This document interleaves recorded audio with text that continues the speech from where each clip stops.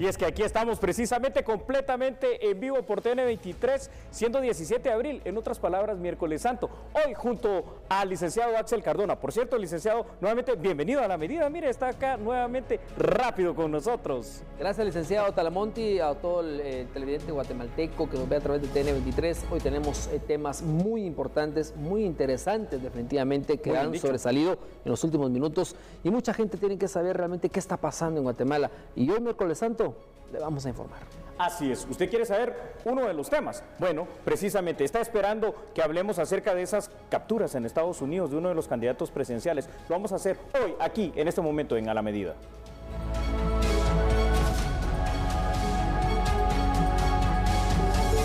Mario Estrada, candidato presidencial, fue arrestado en Miami junto a otra persona acusados de conspirar para ingresar drogas a Estados Unidos. Investigación de la DEA revela que Estrada pidió apoyo para asesinar a rivales políticos y obtener dinero del narcotráfico. El presidenciable de la UCN habría ofrecido total apoyo al cártel de Sinaloa a cambio de que financiara su campaña electoral, según investigación de la DEA. Operadores políticos, ¿quiénes son? ¿Qué hacen? ¿Y por qué se les vincula muchas veces con funcionarios acusados de corrupción? Varios simpatizantes de un partido político resultaron heridos luego que el carro en el que viajaban de manera imprudente protagonizara un accidente vial. Tragedia en Perú. Expresidente peruano Alan García se quitó la vida de un disparo y aunque fue trasladado a un hospital, falleció en la sala de operaciones.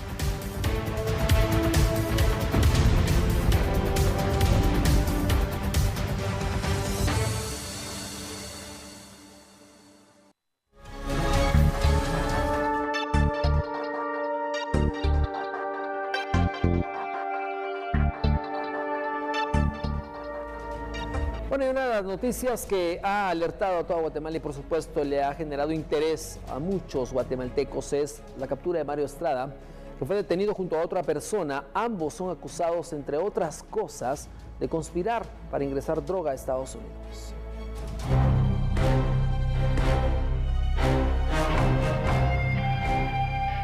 El candidato presidencial por el partido Unión del Cambio Nacional, UCN, Mario Estrada, fue detenido la mañana de este miércoles en Miami, Florida, acusado de conspirar para importar cocaína a los Estados Unidos y delitos relacionados con el uso de armas de fuego, informó el Departamento de Justicia de ese país.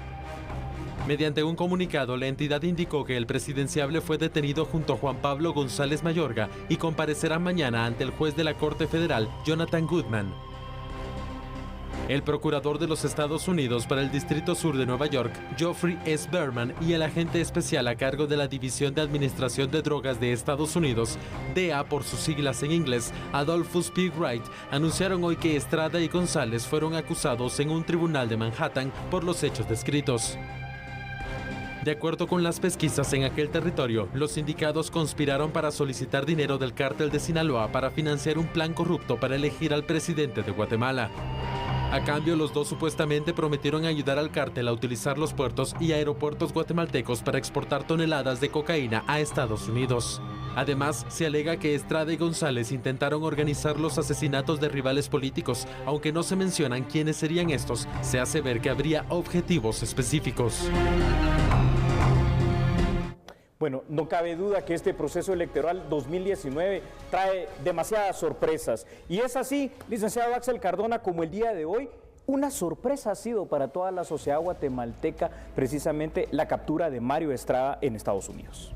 Bueno, ¿qué podríamos mencionar de lo que se les indica, licenciado? Porque sabemos que una orden de aprehensión en Estados Unidos se ejecuta bajo una investigación. Qué interesante pregunta. ¿Sabe por qué, licenciado Cardona? Lo primero que se estarán preguntando nuestros amigos televidentes es, pero si es candidato presidencial ya debidamente inscrito, ¿no goza de ese derecho ante juicio? Ojo, es que esto no sucedió aquí en Guatemala. Exacto.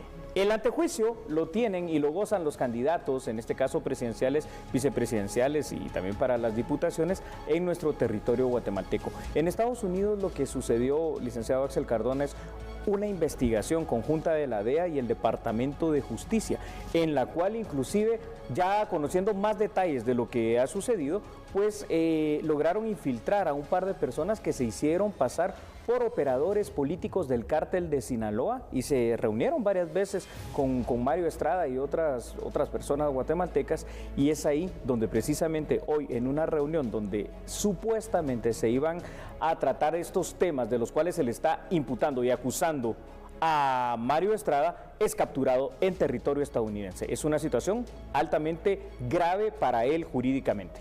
Ahora le pregunto, como guatemalteco, ¿qué garantías tiene en otro país? Tomando en cuenta que ya pues hemos visualizado 2 capturas similares, incluso están procesados en Estados Unidos, hablando de Valdizón y hablando también de Portillo, que también en su momento fue procesado. Bueno, no, y otros guatemaltecos también, recordemos a Marjorie Chacón, ¿verdad?, en Estados Unidos y algunos otros más. Difícil situación, le he de decir, es decir, recordemos que el sistema de justicia estadounidense, digamos que sí, es muy estricto en cuanto a respetar las garantías del debido proceso, pero esto no exime la situación de la alta situación, como le dijera yo, de problema jurídico en el cual está en este momento Mario Estrada para la justicia estadounidense. Recordemos que se le acusa de conspiración para el lavado de dinero, es decir, todavía no de algo que ya haya hecho, sino que algo estaba planeando por hacer, según las autoridades estadounidenses. Ahora, hablando de investigaciones, esta investigación puede estar muy bien sustentada, o puede que no. Seguramente, aquí los pocos detalles que se conocen en este momento es de que aparentemente, y esto decimos aparentemente porque es la poca información que ha dado precisamente las autoridades estadounidenses, que le pusieron un par de señuelos que trabajan para la DEA porque supuestamente lo que estaba pidiendo Mario Estrada era de 10 a 12 millones de dólares para la campaña política. Imagínense usted. Ahora, se sostuvieron varias reuniones con estas personas y hoy precisamente se da la captura en esta situación en la cual también supuestamente de conformidad a las autoridades estadounidenses estaba pidiendo que estos 10 o 12 millones de dólares fueran trasladados de territorio estadounidense en un yate de lujo acá a Guatemala. Pero hay más información y quisiera compartirla con nuestros televidentes. Definitivamente, licenciado. Claro que sí. Investigaciones de la DEA revelaron que Mario Estrada pidió apoyo, escuche usted, esto es grave, para asesinar rivales políticos. También solicitó dinero al narcotráfico. ¿Qué le parece esta situación?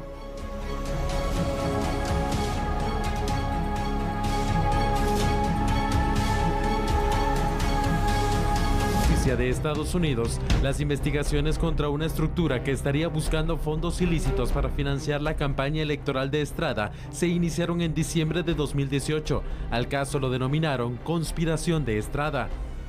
Desde entonces, la División de Administración de Drogas de Estados Unidos, DEA por sus siglas en inglés, tuvo colaboradores identificados como CS-1 y CS-2 que se habrían hecho pasar por miembros y asociados del cártel de Sinaloa. Estos sostuvieron diversas reuniones con el presidenciable y Juan Pablo González Mayorga, quien también fue detenido este miércoles. Así consta en la acusación presentada ante una corte federal de Nueva York. Durante algunas de estas juntas entre CS-1 y CS-2, Mario Estrada y Juan Pablo González Mayorga, los ahora capturados, solicitaron entre 10 y 12 millones de dólares para apoyar la campaña de Estrada. Estas conversaciones habrían sido grabadas tanto en video como en archivos de audio, los cuales fundamentaron la acusación formal ante tribunales estadounidenses. El Departamento de Justicia de aquel país cita puntualmente las reuniones que entre el 6 de enero y el 5 de marzo de este año, Estrada y González sostuvieron con los supuestos narcos. En ese lapso, los señalados habrían planteado que si se financiaba la campaña del presidenciable y este ganaba, el cártel tendría influencia directa sobre funcionarios de la cartera de Gobernación, Policía Nacional Civil y Ejército. Además de los colaboradores CS-1 y CS-2, apareció UC-1, un agente encubierto que se hizo pasar por un matón a sueldo.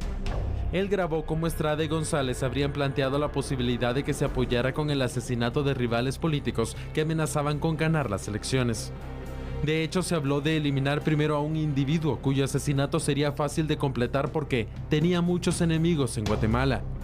Durante las últimas juntas a principios de marzo, Estrada habría sugerido el uso de un yate de lujo para trasladar desde Estados Unidos el dinero que el cártel le otorgaría para financiar su campaña.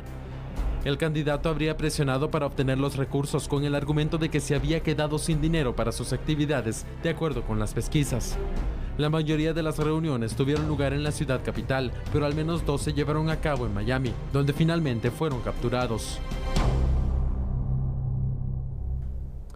Bueno, aquí hay dos puntos interesantes, licenciado Talamonte. Uno, que se habla de millones, Así es. de un cobro, y se habla de órdenes de asesinatos, entre otras cosas más. ¿Le parece, licenciado Axel Cardona, si hablamos en este instante del tema de los asesinatos? Porque Claro. después me gustaría que ampliáramos inclusive con nota lo que usted me menciona de los temas de los millones. A ver, esto ya se torna bastante más grave, ¿no? Cuando precisamente las investigaciones y supuestamente la evidencia que se tiene, tanto en grabación de video como en grabación de voz, es que Mario Estrada habría ofrecido inclusive a estos supuestos operadores del cártel de Sinaloa eliminar a dos rivales políticos aquí en Guatemala. Uno dice bastante muy fácil porque tiene muchos enemigos, sin precisar si es hombre o mujer, y el otro dice más difícil porque tiene muchos simpatizantes en Guatemala. Entonces, esto viene todavía a incrementarse en cuanto al nivel de dificultad a las acusaciones presentadas ya en contra de Mario Estrada.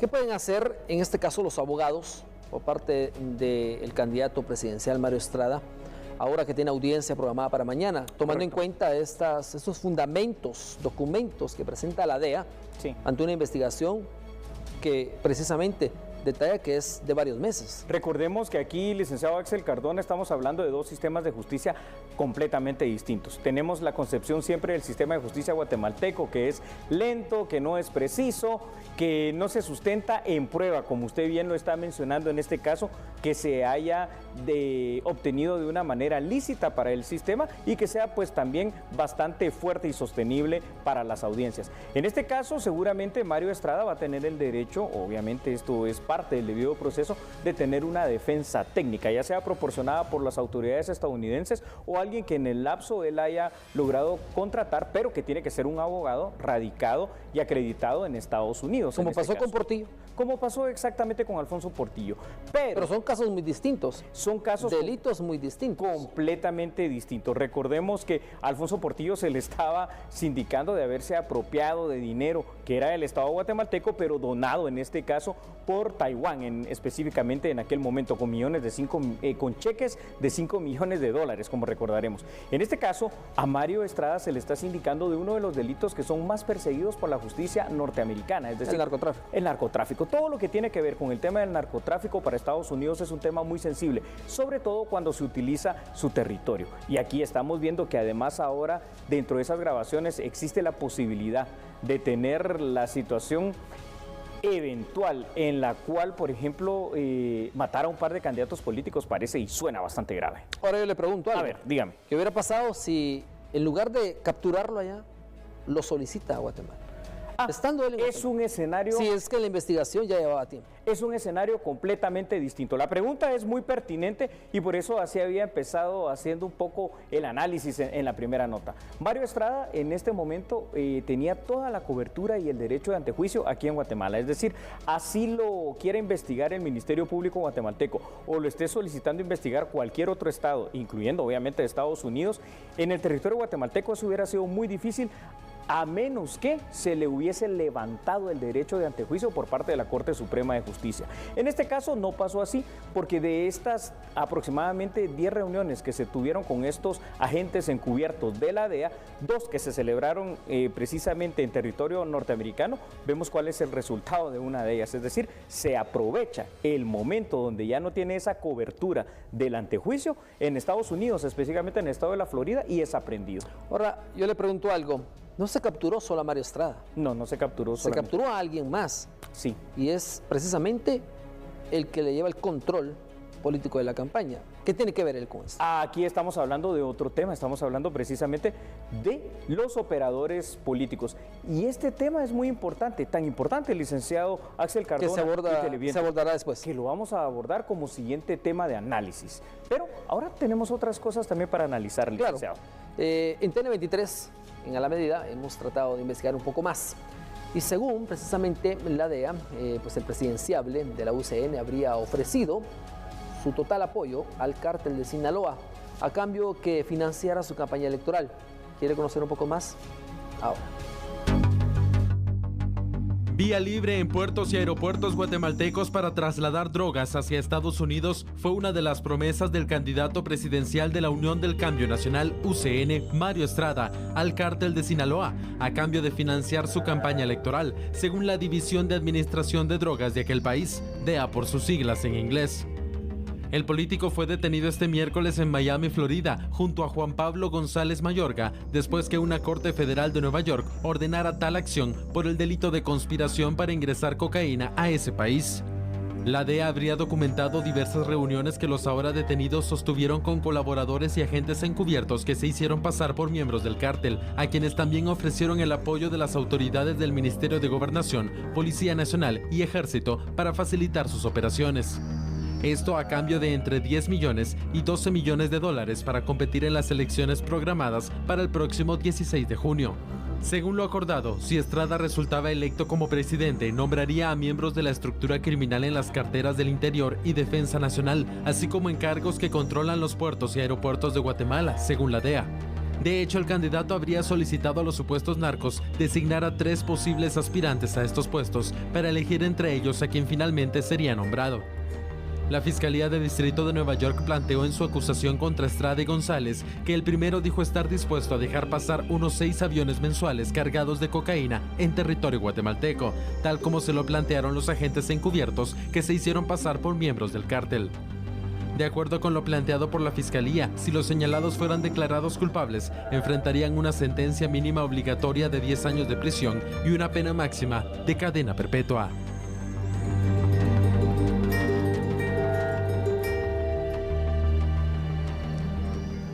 Bueno, son promesas que se realizan en diferente ámbito, definitivamente. Este fue en uno de los ámbitos en los cuales la DEA fundamenta sus investigaciones. Pero yo le pregunto algo, licenciado. Mañana es la audiencia. Sí, es correcto. Pero rápidamente, licenciado Axel Cardona, las garantías procesales esperemos que sean respetadas para Mario Estrada, porque ahorita es supuesto, ¿verdad? Hay presunción de inocencia. Presunción de inocencia totalmente. Ahora, el tema está muy interesante. Yo le invito a usted y a usted televidente también en casa para que no cambie. Vamos un momento a la pausa, pero regresaremos con este tema. Usted recuerde, estamos en Miércoles Santo, pero somos a la medida.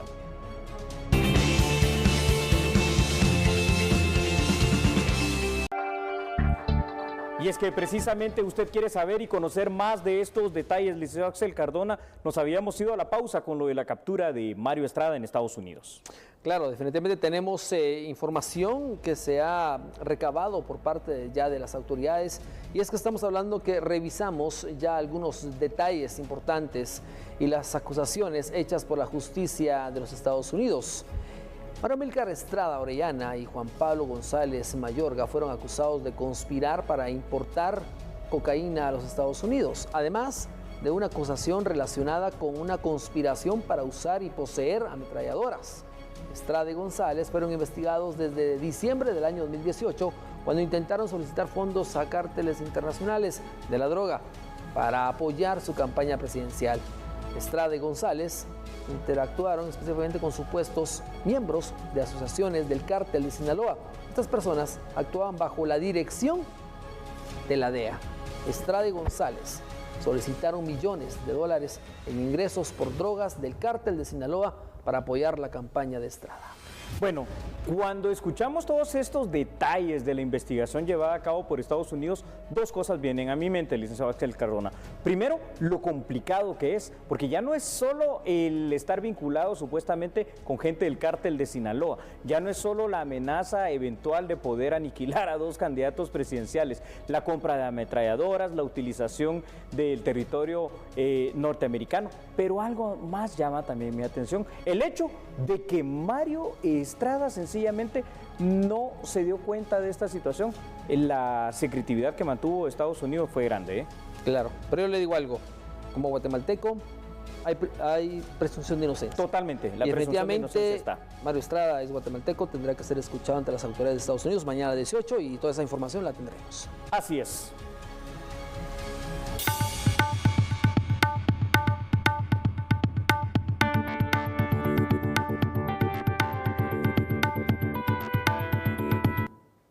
Bueno, un operador político es una persona que se dedica a actividades que giran en torno a los partidos políticos. deambulan alrededor de los partidos políticos, alrededor de las campañas y después trabajan en instituciones gubernamentales. Los operadores políticos se dedican a sustentar la ideología de turno para la que trabajan, coordinando actividades de distinta índole. Bueno, y es que al final de cuentas, licenciado Axel Cardona, para nuestros sistemas políticos latinoamericanos, los operadores políticos, por definición, son personas que siempre están rodeando a cualquier político, a cualquier candidato presidencial, no solo en Guatemala, me refiero a toda Latinoamérica. ¿Por qué? Porque al final el operador político lleva las agendas, lleva la situación de los planes, programas y proyectos y también ve situaciones relacionadas a financiamientos, a la obtención de los recursos. Es decir, son una figura bastante importante, pero que a veces mal utilizada también puede pervertirse y puede meter en problemas a los mismos candidatos políticos. Definitivamente, esto es parte del trabajo que se realiza por parte de estos operadores políticos, que son en pocos detalles o en resumen, pues el representante prácticamente el que busca por dónde caminar la campaña política. Definitivamente que así es. Y en este caso yo quisiera también nuevamente, para tener más sustento y seguir haciendo este análisis con usted, que nuestros televidentes en pantalla pudieran tener otra información. Ustedes lo van a ver en este momento. El operador político, por lo general, al menos en la realidad guatemalteca, se dedica a trabajar con sindicatos, a hacer los lobbies en distintas instituciones y también con cualquier otro grupo de interés. La pregunta en este caso es, ¿se podrían eliminar los operadores políticos? Y algunos expertos creen que sí es posible, pasando de un estado burocrático a un estado pragmático y operante. Quiere decir que en este caso, bajo esas premisas, todavía se ve muy difícil que en Guatemala se vaya a eliminar la figura de los famosos operadores políticos. ¿Cuántos años tiene esto de estar funcionando en el país? Desde realmente esta... ¿La era democrática? Sí, desde esta denominada nueva era democrática. Podemos decir que esto inició desde aquel lejano ya 1985, pasando por todas las campañas electorales, y es que cada candidato tiene no uno, sino que varios operadores políticos. Sin embargo, no crea, licenciado Axel Cardona, también en otras realidades más avanzadas, europeas, estadounidenses, canadienses, también ellos cuentan con operadores políticos, tal vez en otros niveles y en otras circunstancias, pero también los tienen. Claro, pero en Guatemala, por ejemplo, tenemos una cantidad de partidos políticos. Sí. Y estos mismos operadores van de partido en partido, sí, de campaña en campaña. De contienda en contienda. Es que es una forma, para ellos es un modus más que operandi, porque saben cómo operar, es un modus vivendi, es la forma en que ellos viven. Esperemos por la sanidad también de nuestro sistema político, primero que empecemos a ser más serios, es decir, 27 agrupaciones políticas para una elección, por Dios, eso parece una exageración. Y luego que también, menguando la cantidad de partidos políticos en su momento, pueda menguar también la cantidad de operadores políticos y sanear un poco la política local nuestra, licenciado Carlos. Claro, ¿cuántos pueden haber por cada partido? Los que usted quiera, 2, 3, 4. Literalmente los que cada partido quiera. ¿Y lo más sano?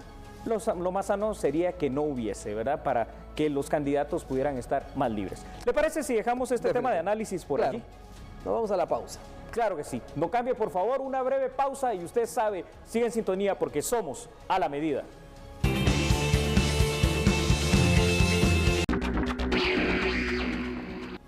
Bueno, vea usted, continuamos con más información. Nos vamos a Zacapa porque integrantes de una agrupación política sufrieron un accidente de tránsito en Gualán, Zacapa.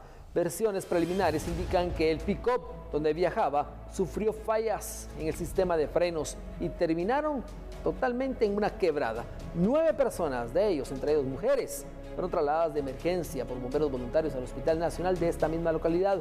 Varios pobladores acudieron al lugar para ayudar a los heridos y pretendían trasladarlos en un vehículo particular momentos antes de que llegaran los socorristas. Esto por los mismos gritos de angustia de las personas y de dolor y por supuesto de ver la escena en el lugar.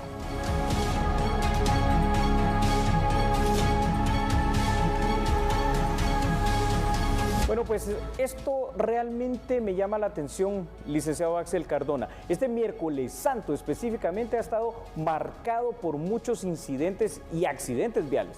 ¿A qué se debe esto? ¿Malas condiciones mecánicas, malas condiciones de las carreteras o la imprudencia de los pilotos? Mire, yo más le apunto, licenciado Talamonte, por lo que han dicho las autoridades de tránsito, es Sí. a la irresponsabilidad del Totalmente piloto. de acuerdo con usted. Imprudencia definitivamente existe porque o no se revisa el vehículo, que es tan Correcto, sencillo, son correcto. cosas básicas, o simplemente reta a la muerte. A ver, en estas imágenes que estamos viendo en pantalla, el primer cuestionamiento que yo me haría, licenciado Axel Cardona, es ¿por qué trasladar personas, en este caso para situaciones de campaña política, ¿no? Evidentemente, en un pick-up? ¿Será que El los pick-up, fondos no alcanzan? Es que el pick-up no es el vehículo precisamente para trasladar carga humana, llamémosle así, ¿verdad? Lamentablemente en los pueblos es el vehículo indicado o más solicitado. Lamentablemente, usted lo ha dicho, lamentablemente. Pero ahora los pilotos son más irresponsables. ¿Tiene razón? Es decir, antes existían personas grandes con otro punto de vista, Otro o más nivel de responsables, no prudencia. excedían la velocidad. Ahora son puros patojos. No, O sea, y dejemos el tema del exceso de velocidad, que definitivamente lo hace el licenciado Cardona.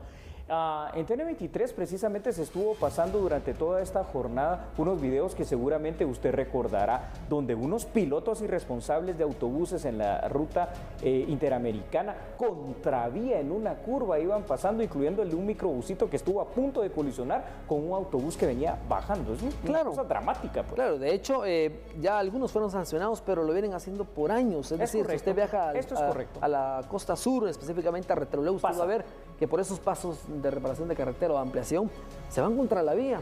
¿Y quién? ¿Quién les dice algo, licenciado? Después tenemos fatales resultados como los de hoy en Vía Canales. Y precisamente por eso, y yo quisiera compartir con usted y con los televidentes otros datos que le van a sorprender, a impactar A ver, definitivamente. cuéntenos. Este miércoles santo ha estado cargado de incidentes automovilísticos, lo cual nos lleva a pensar en el alto riesgo al momento de trasladarse a sus lugares de origen. Es cierto, hay mucha demanda de pasajeros y también es cierto, hay escasez en este instante de autobuses para trasladarse, precios elevados y también desesperación por llegar a su lugar de destino. Ahora bien, al unísono se están desarrollando en toda la República de Guatemala traslados de corte político, vinculados directamente con las actividades de cada uno de los partidos. Esto es lo que nos lleva a pensar en este tema denominado traslados peligrosos, licenciado Cardona. Definitivamente. Y ahora cuando yo le pregunto, ¿habrá sanciones para esto? ¿O simplemente pobre? No, Mira ojalá. cómo se recupera. Ojalá que sí. Usted está poniendo el dedo en la llaga. ¿Sabe por qué? Porque en Guatemala, para el tema de seguridad vial, tenemos precisamente la ley, en este caso, de tránsito y su respectivo reglamento. Pero ¿cuál es el problema acá? Que no solemos, mejor dicho, cumplir como guatemaltecos con ninguno de los dos. ¿Y qué pasa? Se necesita entonces que venga alguien, en este caso cualquiera de las policías municipales de tránsito autorizadas o la Policía Nacional Civil que tiene a través del Departamento de Tránsito encargado esta situación, tiene que haber sanciones drásticas. Usted dijo una, quitar la licencia cuando fuere necesario. Claro. Y estamos hablando de que hoy, precisamente, miércoles santo, cuando inicia la mayor parte de guatemaltecos a trasladarse a diferentes destinos. El Vea éxodo. usted. Pero en la capital también es el mismo problema. ¿Por qué se lo digo? Bueno, hoy al mediodía, un vehículo, un transporte colectivo, denominado transurbano, Es correcto. excedió la velocidad en la zona 6, impactó una pasarela y el resultado, 12 personas gravemente heridas. Le podemos sumar algo, que ahora vienen también, fuera del traslado para vacaciones, traslados de orden político. Definitivamente. Bueno, vea usted. El transurbano de placas comerciales 367 BRB se dirigía con pasajeros hacia la zona 18, cuando rebasó a un camión que llevaba arena, pero toparon y el piloto del bus colectivo perdió el control e impactó contra la estructura de una pasarela en el arriate central de la calzada José Milla y Vidaurre y 26 Avenida de la zona 6. En el percance resultaron heridas 15 personas, entre ellas 5 niños y el piloto del transurbano. Ocurrió exactamente en la 26 Avenida y Calzada José Mía, zona número 6. A esta dirección llegaron bomberos voluntarios de diferentes compañías y prestaron primeros auxilios a Rutilia Rodas Reyes, de 41 años de edad, Raquel Saraí Fajardo Reyes, de 18, Lucía León, de 42, Silvia Elizabeth Hernández Martín, de 52, Rolando Hernández, de 56, Eric Mejía de 33, Mario Morataya de 18, Emilio Zapeda de 67 y a ellos se agregan 3 menores de edad que fueron trasladados a la sala de urgencias del Hospital General San Juan de Dios. Mientras que los bomberos municipales usaron la quijada de la vida para rescatar al piloto Germán Rivera, de 51 años de edad, de Los Hierros, y lo trasladaron a la emergencia del ICS de la zona 6 en estado grave. También trasladaron a otro adulto y 2 niños. El piloto del camión de placas comerciales 371 BCC, Epifanio Bautista, dijo que el transurbano lo rebasó, sin embargo quedó en custodia de la Policía Nacional Civil mientras se establece cómo sucedieron los hechos mediante el monitoreo de las cámaras de vigilancia.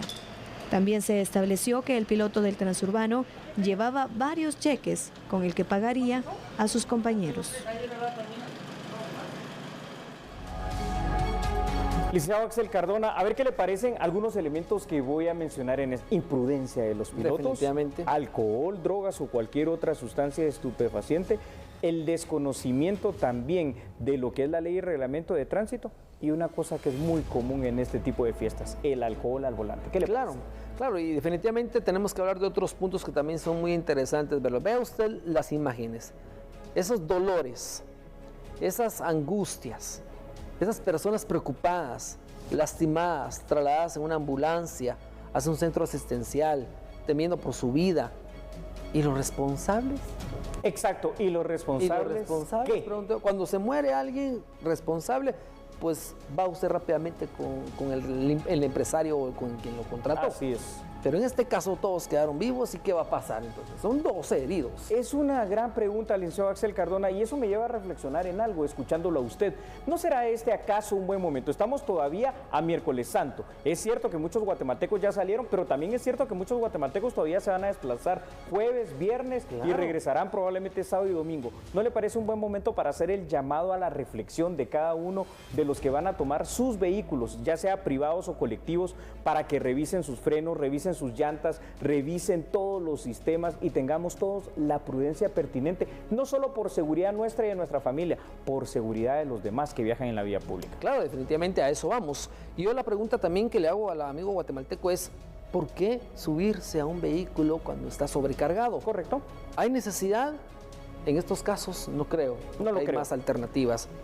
Que hay urgencia, tampoco. Tenemos más tiempo que vida. Exacto. Entonces, tiene que usted que pensar muy bien antes de subirse a un automóvil sobrecargado, un autobús sobrecargado, y por supuesto, si el piloto está cometiendo un error, sí, denunciar. Denúncielo. Es que la denuncia es importante. Denúncielo. Ahí es donde tal vez aquellos adagios populares empiezan a cobrar razón. Más vale tarde que nunca. Claro. No nos podemos ir hoy, bueno, nos vamos mañana, pero nos vamos seguros. No en un autobús sobrecargado, en un autobús que sabemos que ya no lleva desde ahí las condiciones de seguridad pertinentes, que sabemos en ese momento la irresponsabilidad de quien lo está conduciendo. Pueden estar muy bonitos por fuera, pero por dentro, pero es que las muletas, las llantas, los cabezales. Ya solo el hecho de sobrecargarlo más de lo que tiene su capacidad normal ya es una irresponsabilidad de quien lo lleva a cargo. Y le pregunto algo, con eso. Estamos hablando de niños, mujeres, personas ancianas. Todo tipo de personas. Un mal golpe o un golpe muy letal puede acabar con la vida de varios. Y lo peor y más dramático es que no solamente las personas que viajan en el autobús, si este autobús por desperfectos, por velocidad o lo que sea, impacta contra otro vehículo, la tragedia puede magnificarse aún. Y otras personas que probablemente vengan bien en su vía con toda la precaución, pues pueden pagar definitivamente un precio muy alto. Yo le digo, hay Policía Municipal de Tránsito que da recomendación. Sí. Hay brigadas de Provial que dan ordenamiento y también seguridad vial. Sí. Policía Municipal, Policía Nacional de Tránsito, que también está en la DGT, la Dirección General de Tránsito, la PDH también. La PDH también apoya todo esto. Hay tantas instituciones involucradas, pero hay tanta falta de cultura vial en Guatemala. Ahí está. Es preocupante. Esa es la situación. No tenemos una cultura vial, pero ¿qué pasa, licenciado Axel Cardona? Si vamos y manejamos, por ejemplo, en Estados Unidos, lo primero que hacemos es ponernos nuestro cinturón, respetar los límites de seguridad. Ahora, la pregunta es ¿por qué? Una luz que no le sirva, ya le quitan el carro. ¿Y por qué lo hacemos ahí? Porque ahí sí nos van a sancionar y nos van a tocar el bolsillo. Hagámoslo aquí en Guatemala entonces también, ¿verdad? Tal vez así aprendemos como guatemaltecos. Por ejemplo, a ser responsables. Un caso que acaba de ser hace algunos días, el pasado fin de semana, un guatemalteco fue atropellado en Los Ángeles, California. Correcto. En estado de ebriedad tal vez se cruzó, sí, pero el vehículo que lo atropelló se dio a la fuga. El delito no era haberlo atropellado en estado de ebriedad, el delito fue a darse la fuga. Cosa muy común, por cierto, aquí en Guatemala, ¿no? Cuando el piloto que causa algún incidente se da a la fuga también. Entonces, creo varios se han dado a la fuga. Hoy, por ejemplo, 2 casos. Anoche uno en la zona 5 se fue el piloto, lo lograron capturar. Y el de carretera Hoy carretera Salvador deja abandonado el vehículo. Es correcto, y un impacto dramático, terrible. Y en Villa Canales, hace pocas horas, lo del autobús. 15 heridos. Sí. Sí. El autobús tirado en Villa Canales. Creo que ya esta Semana Santa, el licenciado Axel Cardona ha cobrado demasiados incidentes, así que será un buen momento para que todos recapacitemos en cuanto a que tienen que ser fiestas para estar con la familia, para estar tranquilos, para estar en paz. Descansar. No, para descansar, no para que estas cosas pasen. Pero para que esto no pase, tenemos que guardar la prudencia. Definitivamente. Y la imprudencia empieza con nosotros mismos, en la casa y por supuesto la recomendación a la gente. Así si es. usted ve algo o yo veo algo, denuncia. Denuncia. Con esta conclusión del licenciado Axel Cardona, creo que es prudente ir a una breve pausa comercial, pero también es prudente recordarle a usted que no cambie. Ya volvemos. Somos a la medida.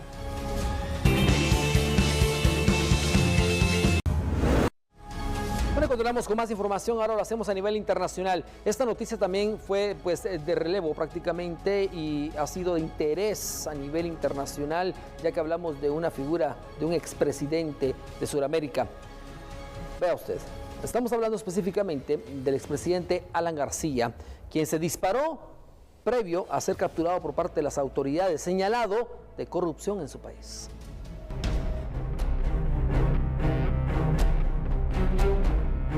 El expresidente peruano Alan García falleció este miércoles en un hospital tras dispararse un tiro en la cabeza momentos antes de ser detenido por la policía por supuestos delitos de corrupción vinculados al caso Odebrecht.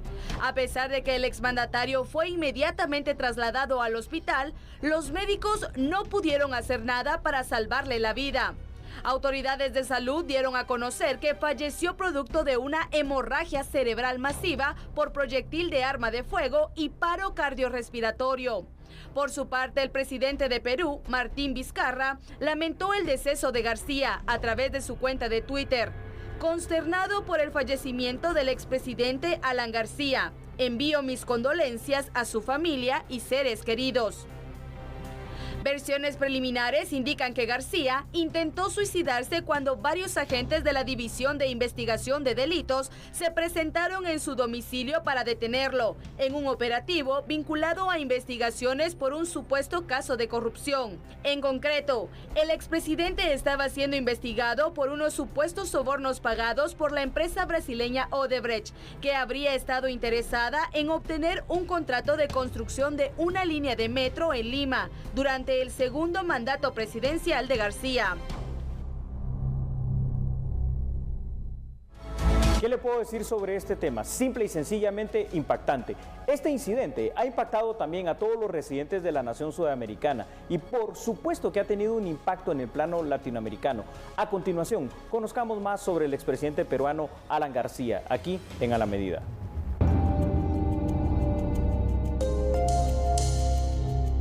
Alan García nació el 23 de mayo de 1949 en Perú. Fue abogado, orador y político de ese país. Estuvo al frente del Poder Ejecutivo peruano desde 1985 a 1990 y de 2006 a 2011. Antes de llegar a la presidencia fue diputado y senador. Ocupó diversos cargos partidarios y era en la actualidad el presidente de la Alianza Popular Revolucionaria Americana. Desde sus comienzos se caracterizó por su oratoria. García fue esposo de la cordobesa María del Pilar Nores Boderau, hija de Rogelio Nores Martínez, quien fue gobernador federal de la provincia de Córdoba y rector de la Universidad Nacional de Córdoba.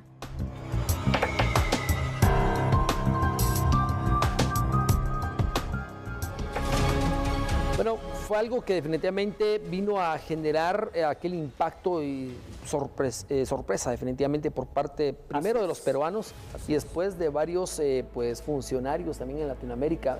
Es decir, si existe un caso como Odebrecht, que ha prácticamente involucrado a muchas personas, estamos hablando de otros casos que también definitivamente ahora conllevan a otras situaciones delicadas como ha afectado precisamente a muchos países latinoamericanos y hay ya reacciones y tenemos información aquí en A la Medida. ¿Podemos ver estas imágenes? Compartámosla con usted en A la Medida.